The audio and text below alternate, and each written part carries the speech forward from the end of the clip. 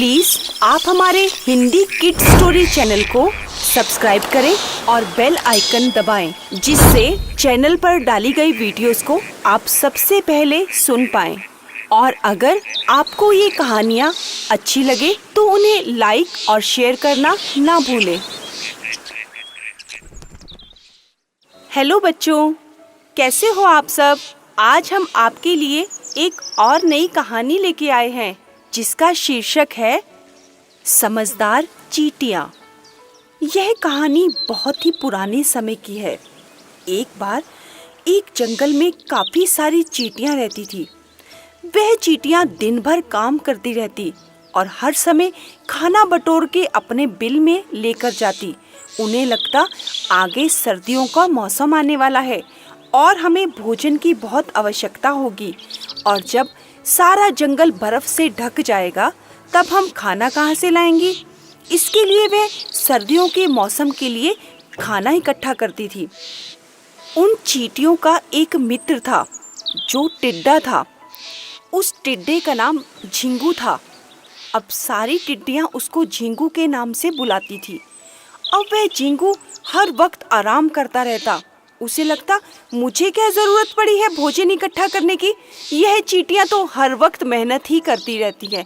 और वह झिंगू टिड्डा उन्हें देखकर हंसा करता था। सारी चींटियां बोलती, ओ झिंगू, खाना बटोर ले, सर्दियां आने वाली हैं, क्या खाएगा? तो उस टिड्डे को लगता तुम करो मेहनत, मुझे तो हर वक्त यहाँ पर हरी भरी घास मिल जाती है, मैं तो उसे खाकर ही मजे कर लेता हूँ, और यह घास कहाँ जाएगी, मुझे तो हर वक्त तैयार मिलती है। और वह टिड्डा आराम से पत्तों पर लेटा रहता और घास खाता रहता। अब कई बार चींटियों ने खूब समझाया, मगर उस झिंगू के कान पर तो जूं भी नहीं रेंगी। एक दिन चींटियां मेहनत से सारा खाना अपने बिल में बटोर रही थी। उनमें से अचानक एक चींटी लुढ़क गई। अब वह चींटी जैसे ही लुढ़की, उसके पैर में बहुत भयानक सी चोट लग गई। अब वह दर्द से कहरा रही थी। तभी झिंगू ने उसकी आवाज़ सुनी और झिंगू टिड्डा भागकर वहां आया और बोला, अरे क्या हो गया, तुम क्यों चिल्ला रही हो? तभी चींटी ने कहा, देखो झिंगू, मेरे पैर पर बहुत अधिक मोच आ गई है और मैं चल भी नहीं पा रही। मेरा घर बहुत दूर है, क्या तुम मुझे घर छोड़ दोगे? तो झिंगू ने कहा, हाँ, तुम मेरी पीठ पर बैठ जाओ और मैं तुम्हें जल्दी से तुम्हारे घर छोड़ दूंगा। अब वह चींटी उस झिंगू टिड्डे के पीठ पर बैठ गई। अब वह झिंगू टिड्डा अपनी पीठ पर बिठाकर उस चींटी को सारे जंगल की सैर कराता हुआ उसे अपने बिल पर छोड़ने के लिए चल दिया। अब वह चींटी ने इतनी ऊंचाई से जंगल कभी भी नहीं देखा था। उसे बहुत अच्छा लगा। अरे वाह झिंगू, ये तो बड़ा मजा आ रहा है, तुम्हें तो बहुत अच्छा लगता होगा ऐसे हवा में उड़ते हुए। तो झिंगू ने कहा, हाँ देखो कितनी ऊंचाई से पेड़, ये पहाड़ सब दिख रहे हैं। ऐसे घुमाते फिराते उस झिंगू टिड्डे ने चींटी को उसके घर पर छोड़ दिया और वह चींटी ने झिंगू का धन्यवाद किया। कहा, देखो झिंगू, आज तुम ना होते तो मैं अपने घर भी ना पहुंच पाती, तुम्हारा बहुत बहुत धन्यवाद। झिंगू ने जैसे ही उस चींटी को उसके घर पर छोड़ा, यह क्या, उसने यहाँ पर भी देखा सारी चींटियां बिल के अंदर घास फूस, पत्ते, फल, सब्जियां सब अंदर लेकर बिल में जा रही हैं।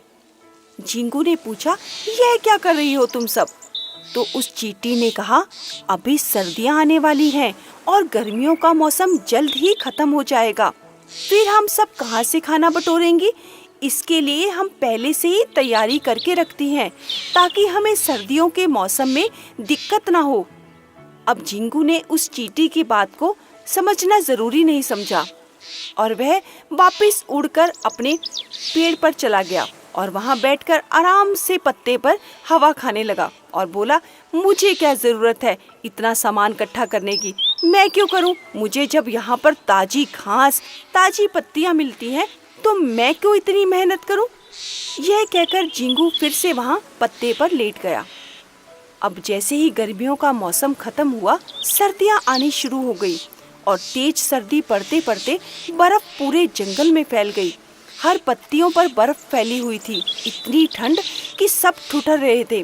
और लेकिन चींटियां अपने बिल में आराम से बैठी थी और उनके पास बहुत अधिक भोजन था। उनके पास महीनों क्या सालों तक का भोजन इकट्ठा था।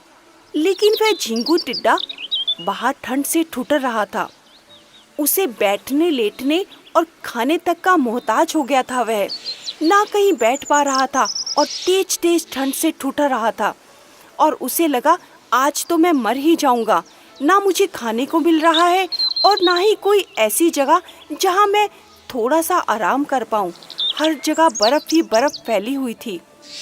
अब झिंगू को याद आया उसने जहां पर उस चींटी को छोड़ा था।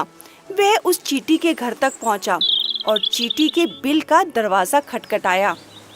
और जैसे ही बिल का दरवाज़ा खटका तो उनमें से एक चींटी बाहर आई और उसने कहा, बोलो तुम कौन हो? तो झिंगू ने कहा, मैं झिंगू टिड्डा हूँ। क्या तुम मुझे कुछ खाने के लिए दे सकती हो या फिर मुझे थोड़ी देर अपने बिल में बिठा लो? मैं बहुत तेज ठंड से ठुठर रहा हूँ। तभी उन चींटियों की रानी चींटी बाहर आ गई और उस रानी चींटी के साथ वही चींटी थी जिसकी मदद उस झिंगू टिड्डे ने की थी। वह चींटी झिंगू को पहचान गई और बोली, अरे झिंगू, तुम यहाँ कैसे आए? और तुम? उस चींटी ने रानी चींटी को बताया, देखो इसने मेरी मदद की थी। मेरे पैर पर बहुत चोट लग गई थी तो झिंगू मुझे मेरे घर तक छोड़ने आया था। आज इस झिंगू को हमारी ज़रूरत है तो हमें इसकी मदद करनी चाहिए। रानी चींटी को भी उस झिंगू पर दया आ गई। उसने सभी चींटियों को कहा कि तुम इस झिंगुर की मदद करो और तुम सभी मिलकर इस टिड्डे की मदद करो। तभी क्या हुआ, अचानक ठंड से झिंगू टिड्डा बेहोश हो गया। तभी रानी चींटी ने सभी चींटियों की मदद से पत्ते ढककर एक छोटी सी जगह बनाई और उसमें उस झिंगू टिड्डे को रखा और फिर उसे कुछ खाने को दिया। और जैसे ही थोड़ी सी टिड्डे को होश आई तो वह नींद से उठा। जैसे ही उसे होश आया तो उसने देखा, अरे मेरे लिए तो पत्तों से ढका हुआ एक घर बना दिया गया है और मेरे लिए खाने का भी बंदोबस्त हो गया है। तो वह बहुत खुश हुआ और उसने रानी चींटी और सारी चींटियों का धन्यवाद किया और उन्हें बोला, अब मैं हमेशा मेहनत से काम करूंगा और जिस तरह तुमने अपना सर्दियों के लिए भोजन बटोरा है मैं भी अगले साल यही करूंगा। देखा बच्चों, हमारा भविष्य तभी अच्छा बनता है जब हम कड़ी मेहनत से अपने वर्तमान को अच्छा बनाते हैं। जिस प्रकार इन चींटियों ने किया, उन्होंने कड़ी मेहनत से अपने भविष्य को अच्छा बनाया। प्लीज आप हमारे हिंदी किड स्टोरी चैनल को सब्सक्राइब करें और बेल आइकन दबाएं, जिससे चैनल पर डाली गई वीडियोस को आप सबसे पहले सुन पाएं।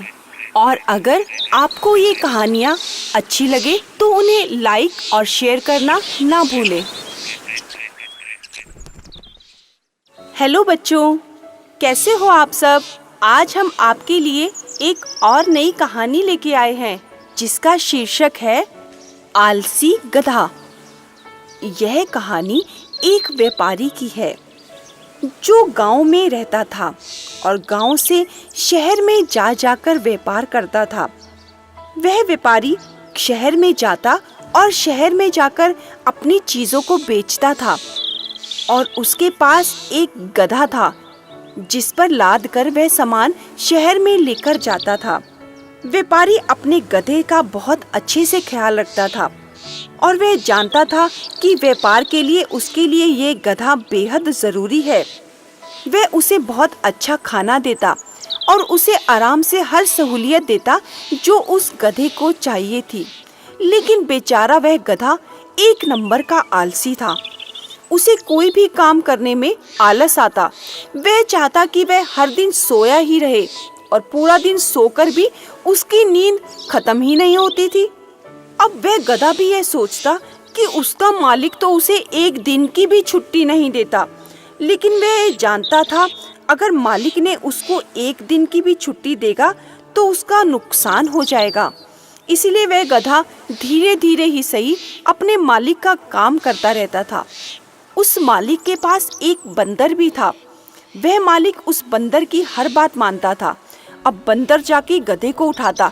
उठ जा गधे, अब तेरा बोझ ढोने का समय हो गया है, चल लग जा काम पर। अब वह गधा इस बात से बहुत चिढ़ता था।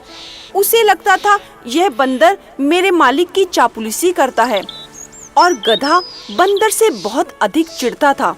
कभी कभी तो उसे इतनी तेज दुलत्ती मार देता था कि वह बंदर दूर जाके गिरता, और वह बंदर लंगड़ाता हुआ फिर से अपने मालिक के पास चला जाता। व्यापारी रोज सुबह उठता और गधे को साथ लेकर काम पर निकल जाता, और रास्ते में एक नदी आती थी जिसे उसे पार करना होता था। अब वह व्यापारी संभल कर गधे के साथ वह नदी पार करता था। अब एक दिन उस व्यापारी को पता चला कि बाजार में नमक का व्यापार बहुत अच्छा चल रहा है, क्यों ना उसे भी नमक का व्यापार करना चाहिए। अब व्यापारी ने भी यही सोचा कि मुझे शहर जाकर नमक को बेचना चाहिए, यह व्यापार मेरा अच्छा चल जाएगा। यह सोचकर उसने गधे पर काफी सारा नमक ढो दिया और उसे बोला कि चल हम शहर में जाकर यह सब बेचकर आते हैं। अब रास्ते में एक नदी पड़ती थी। गधा बेचारा चलते चलते थक गया और सोचा क्यों ना इस नदी में एक डुबकी लगा लूं, थोड़ी सी ताजगी आ जाएगी। यह सोचकर गधे ने जैसे ही नदी में डुबकी लगाई, यह क्या, बाहर निकलते ही उसका बोझा तो एकदम हल्का हो गया। अब जैसे ही मालिक ने उसे देखा कि यह क्या, तुम नदी में क्या कर रहे हो, गधा बेचारा डर गया। उसने कहा, मालिक मेरा पैर फिसल गया था, इसीलिए मैं नदी में गिर गया। व्यापारी को बहुत अधिक गुस्सा आया। उसने कहा, अरे गधे, तू तो ठहरा गधे का गधा, तुझे नहीं मालूम कि सारा नमक नदी में पिघल गया, चल वापिस, तूने मेरा सारा काम खराब कर दिया। यह कहकर व्यापारी घर की तरफ वापिस आ गया। लेकिन गधे को तो एक युक्ति पता चल गई। उसे तो मालूम हो गया कि नदी में डुबकी लगाने से उसका बोझा हल्का हो गया। अब व्यापारी अगले दिन फिर से नमक लेकर उस गधे के साथ चल दिया। अब जैसे ही नदी आई, गधे ने तो रोज का काम बना लिया और वह जानबूझकर नदी में डुबकी लगा लेता, और व्यापारी के डांटने पर उसे कहता, मालिक नदी में बहुत अधिक फिसलन है, इसीलिए मेरा पैर फिसल गया था। अब व्यापारी का काम तो सारा चौपट हो रहा था। उसको व्यापार में बहुत अधिक नुकसान होने लगा था। उसने सारी बात घर पर जाके की। अब यह बंदर सब बातें सुन रहा था।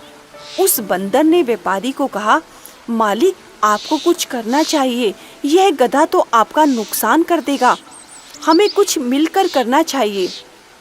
बंदर और व्यापारी ने एक योजना बनाई और अगले दिन उस गधे पर काफी सारी रुई का बोझा डाल दिया।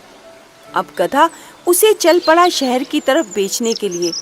अब जैसे ही व्यापारी चलने लगा, रास्ते में फिर से नदी आई, और नदी को देखते ही गधे के मन में हंसी फूट पड़ी और उसने कहा, इतना हल्का बोझा है, नदी में जाकर तो और हल्का हो जाएगा।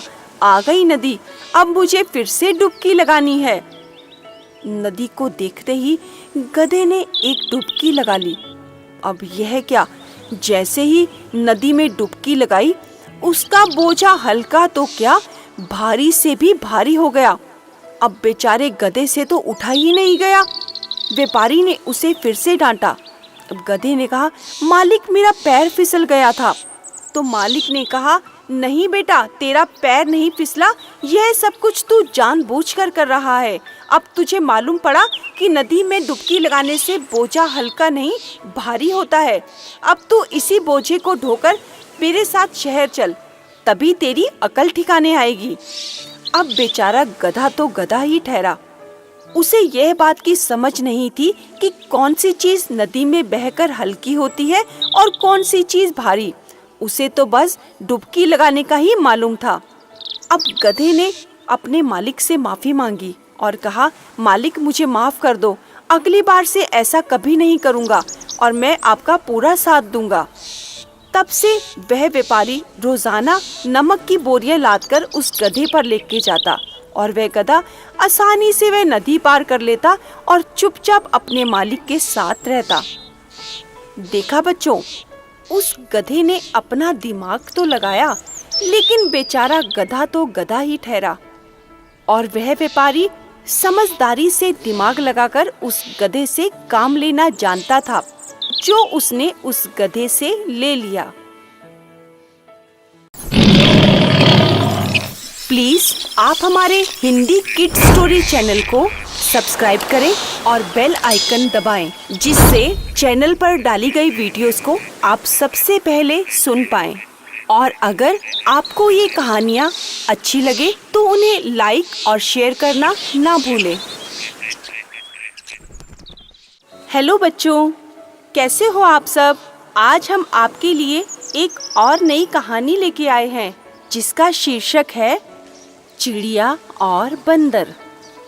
एक जंगल में एक बहुत ही बड़ा विशालकाय बरगद का पेड़ था। उस पेड़ पर डेज़ी नाम की एक चिड़िया रहा करते थे। वह चिड़िया बहुत ही अधिक मेहनती थी। हर वक्त अपने बच्चों के लिए खाना एकत्रित करती। और डेज़ी चिड़िया को मालूम था कि अब बरसात का मौसम आने वाला है। उसे लगता कहीं इस बरसात के मौसम में मेरा पेड़ से घोंसला नीचे ना गिर जाए। इसीलिए डेज़ी चिड़िया उस घोंसले को रोजाना मजबूत बनाया करती और धीरे धीरे और बहुत सारे तिनके लाकर उस घोंसले को मजबूत बना रही थी। और अपने बच्चों को रोजाना खाना खिलाती और फिर मेहनत करती और फिर घोंसले के लिए भी तिनके और बहुत सारे इकट्ठे भी करती।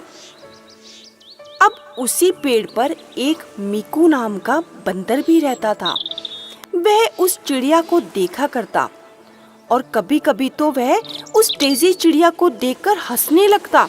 बोलता, डेज़ी चिड़िया तू तो पागल है, हर वक्त मेहनत ही करती रहती है। मुझे देख, पेड़ से फल तोड़ता हूँ, खाता हूँ और आराम से पड़ जाता हूँ और गहरी नींद में सो जाता हूँ। मैं तेरी तरह नहीं हर वक्त मेहनत करता रहूँ।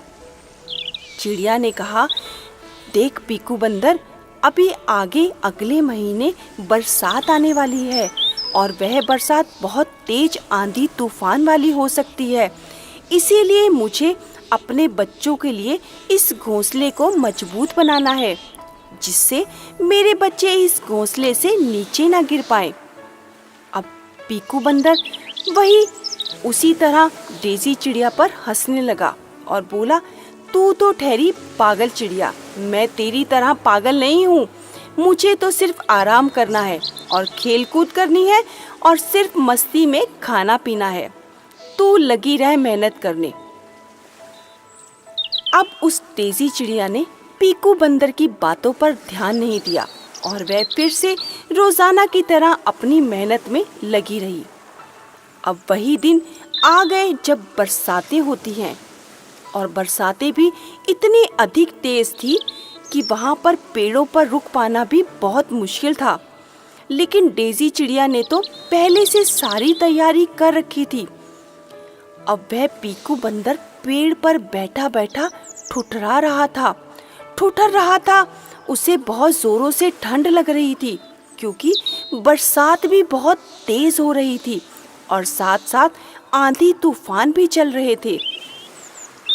अब चिड़ा ने चिड़िया से कहा, देखो डेज़ी, इस बंदर को कितनी जोरों से ठंड लग रही है, वह थर थर कांप रहा है। अब डेज़ी चिड़िया ने कहा, हाँ, मैंने इसे पहले भी समझाया था कि तू कुछ कर ले, बरसातों के लिए अपना घर बना ले, क्योंकि हम तो सिर्फ अपनी चोंच से ही सारा काम लेती हैं। तेरे तो 2 हाथ 2 पैर भी हैं। तू जाकर सारा सामान लेकर आ सकता है और पेड़ पर ही सही अपना छोटा सा घर बना ले, जिससे तू बरसात के मौसम से बच पाए। लेकिन इसने तो मेरी बिल्कुल भी बात नहीं मानी। तो चिड़े ने कहा, देखो तुम इसे फिर से समझाने की कोशिश करो, शायद ये तुम्हारी बात मान ले। डेज़ी ने कहा, नहीं, इसे बोलना बहुत खलेगा, क्योंकि यह बहुत ही बदतमीज बंदर है। फिर भी डेज़ी ने उस पीकू बंदर को कहा, ओ पीकू बंदर, तू आराम से पेड़ की छांव में आकर बैठ जा। हो सकता है कुछ पत्तों की वजह से तू बच जाए। देख, तू कितनी तेज तेज ठंड से कांप रहा है। अब वह तो ठहरा एक अभिमानी बंदर और बोला, तू अपना काम कर और अपने घोंसले में चुपचाप बैठी रह। अब जब डेज़ी चिड़िया ने उसे समझाना चाहा, वह पीकू बंदर ने तो आप देखा ना ताप और दनादन पेड़ पर चढ़ा और उस डेज़ी चिड़िया का सारा घोंसला तोड़ दिया और गुस्से में आकर उसके घोंसले को पेड़ से ही गिरा दिया। डेज़ी चिड़िया के बच्चे तक उस घोंसले से नीचे गिरकर मर गए। वह डेज़ी चिड़िया जोरों जोरों से रोने लगी और बोली, मैंने तेरा क्या बिगाड़ा था? मैंने तो सिर्फ तुझे समझाया ही था और तुझ जैसे मूर्ख व्यक्ति को समझाना मेरी मूर्खता है। देखा बच्चों, कभी कभी किसी ऐसे मूर्ख व्यक्ति को समझाना शायद हमारी मूर्खता ही होती है, क्योंकि उसको तो समझ आना बहुत ही मुश्किल है। वह तो ठहरा एक मूर्ख इंसान, जिसे समझाना शायद पत्थर पर पानी डालने वाली बात होगी। जैसे डेज़ी ने उस बंदर को समझाया, उसे बताया कि अगले महीने बरसात का मौसम है, तू कुछ कर ले, अपना घर बना ले। लेकिन उस बंदर ने तो उस चिड़िया की मेहनत पर भी पानी फेर दिया।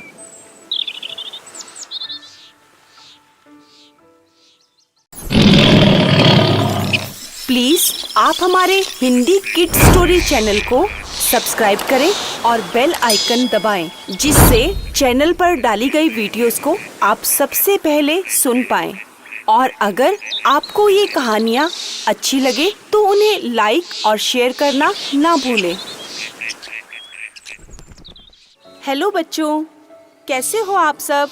आज हम आपके लिए एक और नई कहानी लेके आए हैं, जिसका शीर्षक है आलसी कौवा। गांव के नज़दीक एक बहुत ही बड़ा घना जंगल था। उस घने जंगल पर एक बहुत बड़ा बरगद का पेड़ था। उस बरगद के पेड़ पे एक चिड़िया रहती थी, जिसका नाम टारजी था। वह टारजी चिड़िया बहुत ही मेहनती थी। हर वक्त मेहनत से कभी भी पीछे नहीं हटती थी।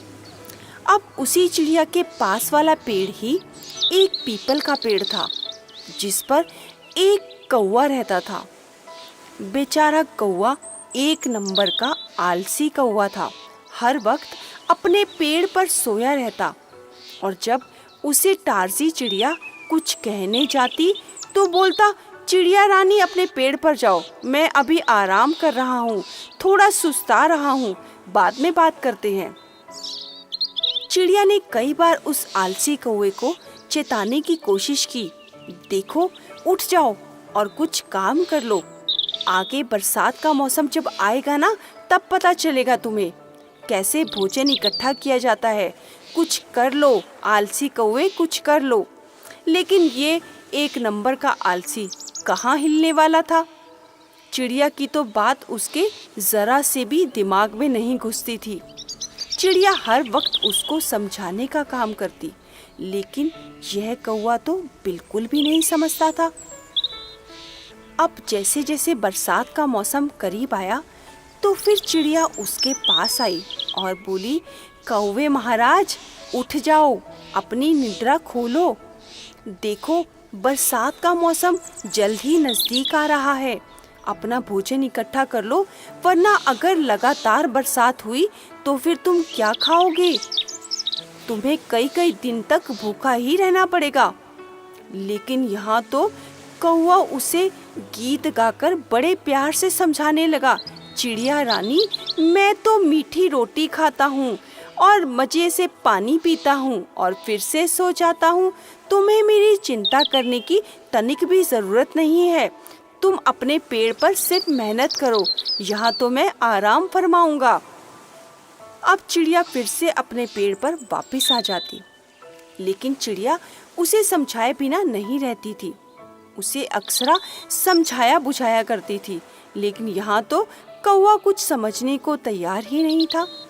अब एक दिन ऐसा ही हुआ, बरसात बहुत जोरों से होने लगी। चिड़िया ने तो अपने घोंसले में काफी सारा भोजन एकत्रित कर लिया था, उसे तो कोई चिंता थी ही नहीं। लेकिन यहाँ तो वह आलसी कौवा। बरसात का एक दिन हुआ, फिर बरसात लगातार 2 दिन होने लगी। वह कौवा तो भूख से बिलखने लगा और इधर उधर देखने लगा। अरे मैं क्या खाऊं, मुझे तो बहुत जोरों से भूख लगी है, अब यह तो बर्दाश्त ही नहीं हो रही। उड़ता फिरता इधर उधर भटक रहा था, लेकिन बरसात इतने जोरों से थी कि वह उड़ भी नहीं पा रहा था।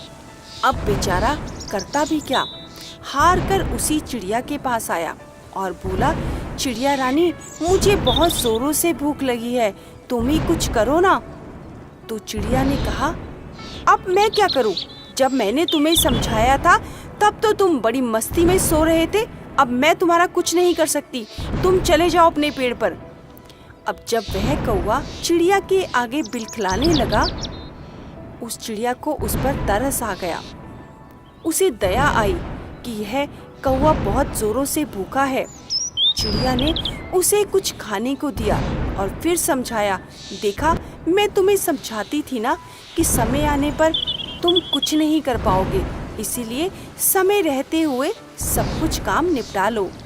अब कौवे ने चिड़िया से माफ़ी मांगी और कहा, भविष्य में आइंदा कभी ऐसा नहीं करूँगा, बस इस बार मेरी मदद कर दो चिड़िया रानी, आइंदा तुम्हें यह बोलने का भी मौका नहीं दूंगा, मैं खुद से सारा काम करूँगा और यह आलस त्याग दूंगा। देखा बच्चों, वह कौवा 1 नंबर का आलसी था और चिड़िया बहुत ही फुर्तीली थी। चिड़िया ने उसे समझाया भी, लेकिन वह कौवा नहीं माना। लेकिन समय सबको सब कुछ सिखा देता है। जिस प्रकार आज उस कौवे ने चिड़िया से माफ़ी मांगी और कहा, भविष्य में कभी भी यह आलस नहीं करूँगा और मैं तुम्हारी तरह ही फुर्तीला बनकर दिखाऊंगा।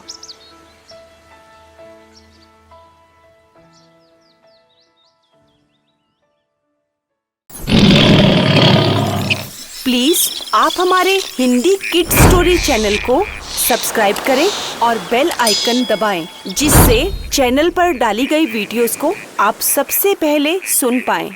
और अगर आपको ये कहानियाँ अच्छी लगे तो उन्हें लाइक और शेयर करना ना भूलें। हेलो बच्चों, कैसे हो आप सब? आज हम आपके लिए एक और नई कहानी लेके आए हैं, जिसका शीर्षक है आलस बुरी बला है।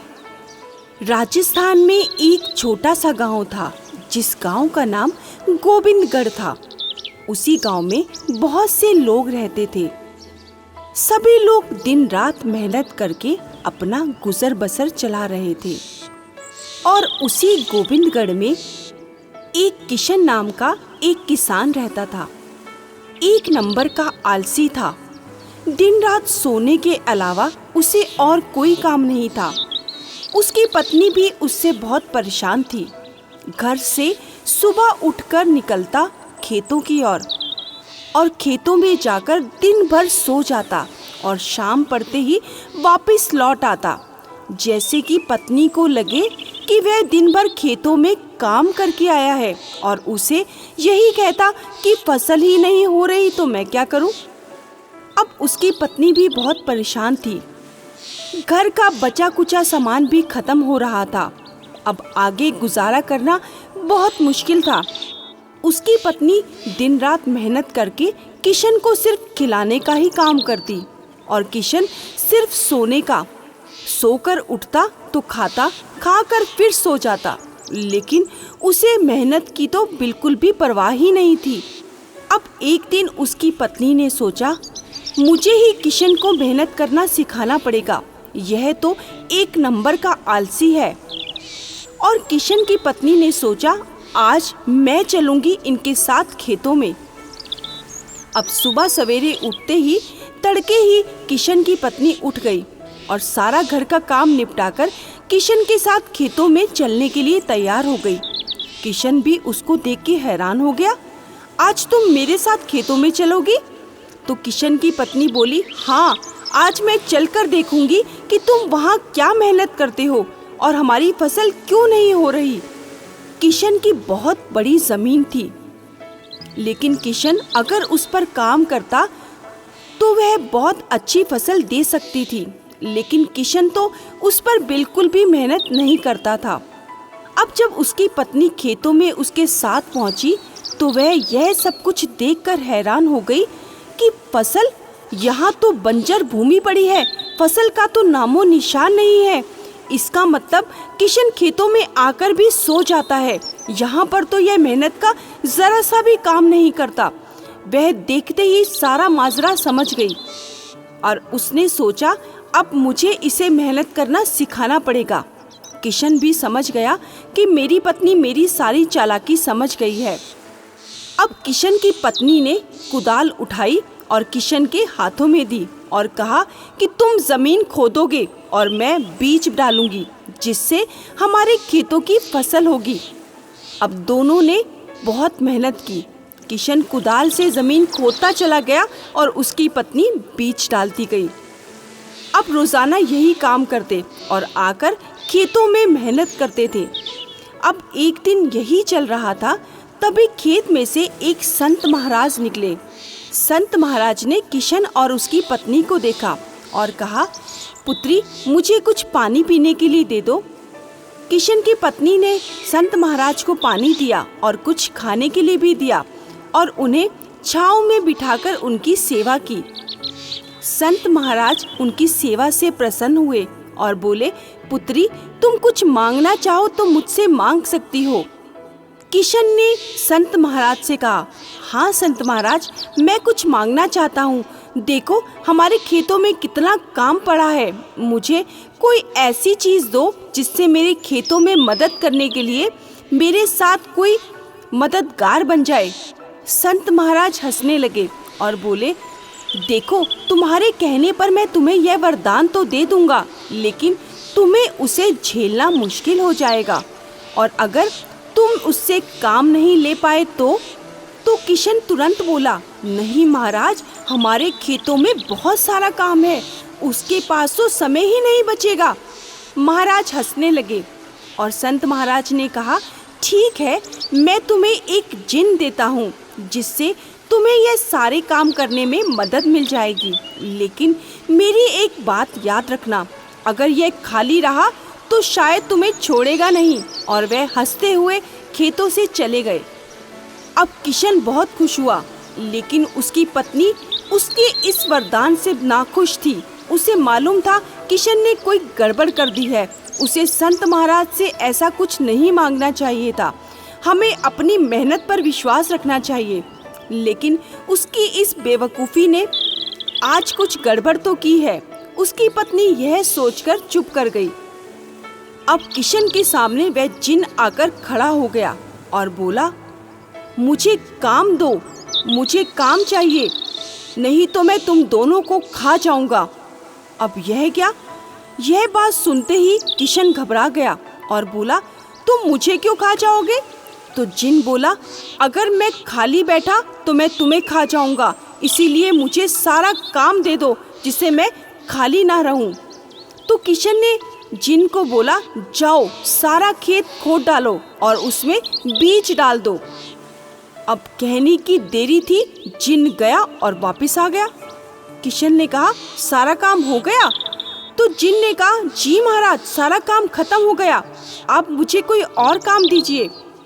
अब किशन ने जो भी काम दिया, जिन तो तुरंत उसे निपटा कर वापस आ जाता और बोलता, मुझे कोई और काम दीजिए, नहीं तो मैं तुम दोनों को खा जाऊंगा। अब किशन डर गया और उसे लगा कि मैंने संत महाराज से यह वरदान लेकर शायद ठीक नहीं किया, लेकिन अब इस जिन से कैसे छुटकारा मिले। उसने अपनी पत्नी को कहा, देखो, मैंने ये गलती तो कर दी है, लेकिन इससे निपटारा पाना मुझे मुश्किल लगता है, तुम कोई सुझाव दो। किशन की पत्नी बोली, अब ये इस काम तुम मुझ पर छोड़ दो, इस जिन से कैसे छुटकारा पाना है अब मैं करूँगी। किशन की पत्नी समझदार थी। अब जैसे ही जिन वापस लौट कर आया और बोला, महाराज, मेरा सारा काम समाप्त हो चुका है और मुझे कोई और काम दो। किशन की पत्नी तुरंत बोली, हाँ, हमारे पास काम है। तुम एक काम करो, गांव के बाहर एक कुत्ता बंधा है, तुम जाकर उसकी पूंछ सीधी करके आओ और तुरंत वापस आ जाना, हमारे पास बहुत सारे काम है। और जिन ने कहा, जी महाराज, मैं बस अभी काम करके लौट कर आया। अब शाम हो गई, जिन तो वापस ही नहीं आया। किशन ने अपनी पत्नी से कहा, देखो प्रिय, काम कोई और सोच कर बैठो, अब जब जिन वापस आएगा तो वह हमें खा जाएगा। उसकी पत्नी हंसने लगी और बोली, देखो, जिन को मैंने ऐसा काम दिया है जिसे वह जिंदगी भर नहीं कर पाएगा। और वह जैसे ही जिन के पास से निकले, जिन तो उस कुत्ते की पूंछ को ही सीधा करता रह गया और कई दिन बीत गए, उनके पास जिन तो वापस आया ही नहीं। देखा बच्चों, किशन की पत्नी समझदार थी और मेहनती भी थी। उसने ही किशन को मेहनत करना सिखाया और किशन को लालच का फल क्या होता है उसे यह भी समझाया। क्योंकि किशन मेहनत नहीं करना जानता था, उसे लगता था सब कुछ बस अपने आप ही मिल जाए और वह मेहनत भी ना कर पाए। लेकिन उसकी पत्नी ने उसे मेहनत से कमाना सिखाया।